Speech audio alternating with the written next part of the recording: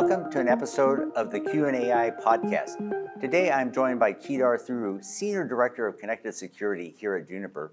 Today we're talking about how AI can be used to catch cyber threats, the biggest challenges in integrating AI with cybersecurity, and what's on the horizon for security. With that, Kedar, maybe you give the audience a little bit about your background. How did you end up in security? Hey, Bob. Thank you for having me here.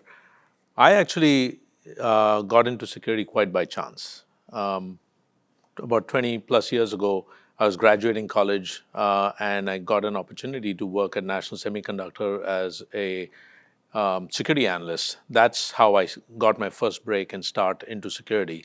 And over the years, I felt that security was an evolving space, an emerging space, an exciting space in terms of us versus them, in terms of how we can help secure enterprises, help them grow in a secure manner. And that's kind of what kept me in security. And from there, I've been around in the industry at a few different places, most recently at Imperva Systems, which is an application and a database security company. And in the last 4 years, I've been at Juniper here trying to build our security portfolio, trying to build our security expertise across our AI networking customers. Yeah. Well, when we look at what's happening in AI, and for myself, 15 years ago, one of my CEO friends actually had a situation where the bad guys actually phished him, convinced him that his CFO was calling him from China and wanted $10 million shipped over, and they ended up losing $10 million in that phishing attack. When you look with AI and the deep fakes now, what do you see as the impact of AI coming into the security space? I think that's interesting. Phishing attacks have been in the industry for a very, very long time. They've become more sophisticated. It's becoming harder to detect them. But we are still able to identify phishing emails. We are still able to identify, when there are when something doesn't seem right.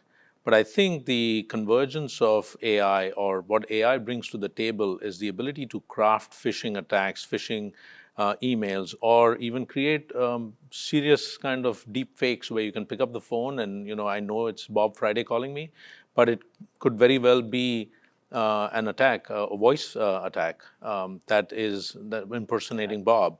And I think AI or the influence of AI on these kind of attacks is going to be profound over the next 5 to 10 years. It isn't there yet, but this is an evolving area that I think is going to be incredibly exciting to watch, but from a security practitioner's point of view, but also difficult to defend against. Yeah, you kind of see this like an arms race, right? Bad guys, good guys. When you look at the bad guys using AI, do you think who's got the lead in this race right now? We got the bad guys using AI to create these fakes, or the good guys, are they leveraging AI in any way to actually detect these? So the good guys or the security companies, or security tool set is improving by the use of AI. This is what we call AI for security. This is where we are making use of AI to enhance our ability to write better security policies, write more, or to better do better investigation from a SOC point of view, to go out and say, hey, there's an attack here, but now give me more information so that I can respond to this more quickly. But I think the bad guys' ability to be able to use AI is vast. It's unconstrained, and the attacks come from anywhere. I think so. They have a little bit of an edge at the moment as we continue to develop our AI capabilities on the defensive side. But I think you're right. This is an arms race. They currently are a little bit ahead, and the security, the defensive mechanisms are following. But I think we will continue to improve in that area. The ability to detect, the ability to become more proficient, and the ability to respond more quickly to AI-based attacks. Yeah, when I look at this, it looks like a lot of this technology dates back to ChatGPT, these large language models, these transfer models that really kind of enabled all this tech. When you look at companies that are embracing Gen AI as a technology, from a security perspective, what's your words of wisdom for companies that are starting to bring Gen AI into their operational organization or into their products now? So, as companies look at bringing generative AI into their products, it's definitely going to help them improve the user experience. This is important from that point of view of saying, I want to do better investigations and be able to link things more easily. It is also going to help them write better security policies. I think where this becomes interesting is as companies look at using generative AI to help become more productive in nature, not just the security aspect of it, but use it for improving their product set and improving their business practices. I think giving customers, giving their users the right kind of access, being able to bring either a zero trust approach or be able to help secure these AI models or these AI workloads is going to be critically important. And that is another area that's, I think, in AI, which is security for AI. How do you help secure the access to Gen AI models? How do you help secure the Gen AI training clusters itself? How do you help secure against poisoning the models? Is going to be an interesting and evolving space, which is evolving. Yeah. Well, I'm not a security expert, and I keep hearing this term zero touch. When I look at zero touch networking, AI, maybe give me the audience kind of what does this zero touch networking really mean? So, zero trust networking is more about understanding who the entity is that is accessing what kind of an application. Do they have the right kind of access? Do they have the right kind of privileges? Has it changed since they last received that access? And then continuing to monitor it to be able to understand and profile that, to be able to say something bad is happening or something has changed, and so we need to change the level of access we are giving the entity the access to the application. So that's the kind of core element of zero trust networking or zero trust network access as the industry knows it today. I think that's as we look at Gen AI or the access people have, I think zero trust network access becomes very important in terms of who is accessing your different models, when do they have access to it, how are they, what are they doing once they have access to the models, how are they training them, how is that evolving, what kind of changes they're making to it. All of that needs to be monitored, and you need to be able to take preventive action if something happens that's unexpected. Yeah. When did zero trust networking come out? It seems like it's been around for at least a decade or so. It came out long before AI, right? Right. So zero trust network access is a relatively new term in the last couple of years, kind of popularized around the industry now. But that kind of, if you go back to many years ago, the whole idea of firewalls allowing access from one zone to another kind of mimics and then being able to inspect the traffic flows. It's kind of the basis of zero trust network access. We have now, as we have learned, application level access, as we have learned that identity has become more important. I think zero trust network access has become a more evolved term. It has brought in more of the identity and application level awareness and being able to understand what people are doing with it from a data context. So all of those different pieces have now surfaced, but zero trust network access has been around in the industry for 5-7 years now. Maybe interesting. When I look at AI, it's kind of a broad term. There's kind of like I think AI has been in security for quite a while now. Gen AI, ChatGPT, that came out in 2022. Do you kind of differentiate between AI before ChatGPT and AI after? Have we had AI in security for quite a while? I think security is one of those industries that has benefited from kind of the precursor of AI.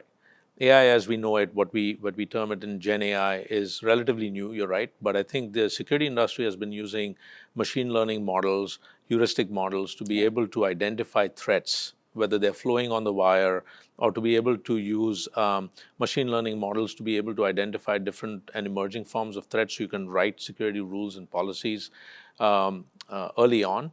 This has been ongoing in the security space for several years now. AI, as we know it, has only enhanced that capability. It has actually made it better because now we can train AI models to be able to detect threats against large volumes of data, large corpuses of data. I think so. In the security space, AI becomes is a welcome addition. In addition to that, I think the ability to map an indicator of compromise against what it means helps the security administrator to find those needles in haystacks and to be able to understand the meaning of that and to be able to take remediation action even more quickly and more easily. And I think the ability for AI and Gen AI particularly to be able to go in there and write rules or be able to understand how to write rules quicker, so kind of aid the security administrator in doing their day-to-day job. I think Gen AI helps with that. So AI is definitely a welcome addition in the security space. I usually try to explain to people, machine learning algorithms. We've all been, as engineers, we've been using those for decades, right? Exactly. Regression, logical regression, linear regression. Exactly. It seems like, what's really changed in the last, since, 2017 is really these deep learning models. Yes. These big models that we've been training tons of data on. Correct. Do you think security, security has been using machine learning for quite a while, along with other, do you think security is really going to embrace these deep, big, 100 billion large models trained on tons of data? Is that going to become relevant in the security space?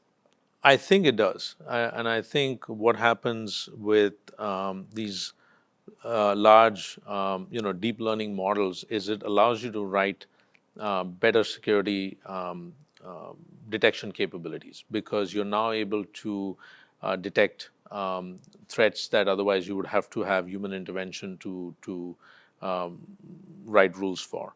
I think it allows us to get into a space of trying to be proactive in our security approaches because by looking at trends, by looking at data more closely associated with the identity that's trying to access it, you may be able to write rules that help you, tune your zero trust network access capabilities even better. So it helps you reduce, identify, and then reduce your attack surface to only levels that allow somebody like Bob to access certain amounts of data without giving him over privileging him. So is it fair to kind of look at this as the battle of deep learning models? We got the bad guys coming at us with these deep fakes with these large language models. Are the good guys using the same deep learning models to combat these? I think that's going to be an interesting space. As I was thinking about this, I think the same models that the bad guys are using to create new and exciting threats, the security industry can use to actually write and identify these threats and actually write preemptive rules for. Even if they're not perfect, you can actually look at heuristic-based rules and improve those to be able to detect, some kind of ongoing threat or compromise. Now, maybe the other topic I may touch upon, AI is one of my favorite topics, but I'm an amateur physicist on the side. Physics has always been one of my other little hobbies. I hear a lot about this quantum cryptography. Are these quantum computers actually going to be a threat to my cybersecurity? Have you actually heard this? I have heard this, and this is an area that's not there today. I think it's an emerging area. The expectation is when you have quantum computers, you will be able to get past security much more quickly and more efficiently than you can than it would take today's computers to do. For example, breaking passwords or hacking or breaking encryption would be much easier with a quantum computer. I don't think there is any need for a defensive mechanism yet. Quantum threat is still a few years away. I don't think we've reached the point where quantum computers are present that can break encryption. But I think there's a lot of thought process in the industry around this, and we are starting to see different ways of trying to address the quantum threat. There's an entire area called post-quantum cryptography that deals with new cryptographic algorithms that will be made available that are quantum safe. There is an area where when you have encryption on the wire, like IPsec, instead of using today's standard algorithms, which can be broken by quantum computers, is there a way to slow that process down? And so there are different things that are available in the industry. I think post-quantum cryptography is getting there. You have some algorithms that are defined by NIST, but they have some limitations, or they have specific ways in which they have to be implemented, where tools and products aren't available yet. But I think what you will see is post-quantum, there's an area called post-quantum key distribution, which is basically when you have an IPsec tunnel, you have symmetric keys on both sides that are encrypting the data channel. Is there a way to rotate those on a more regular basis that would slow down a quantum computer from reading the data on the wire? Because you're continuously changing them and you're continuously updating them, so that the quantum computer would have to continuously work to break that encryption. And I think there are some ways that are available today, and then there are new ways that are coming up in the future. Okay. Now, you said maybe a few years or a decade. What I've heard from my friends is that these quantum computers, cryogenically cooled, that maybe we're a decade away from these quantum computers getting to a point where the Shor algorithm or the Grover algorithm could actually start to break our RSA encryption techniques. Do you think we're 2 years away or 10 years away? I don't think it's 2 years. I think it's somewhere between 7 and 10 years. Okay. From everything I see, I think it's closer to 7 to 10 years. I think 2 years is still too new, but technology is evolving. It's hard to predict with certainty where this lands, but I think it's more than 2 to 5 years away. So it sounds like it's an exciting time to be in security. Yeah. We have AI and large deep learning models that security has to deal with. We have this quantum thing on the horizon 5 to 10 years from now coming.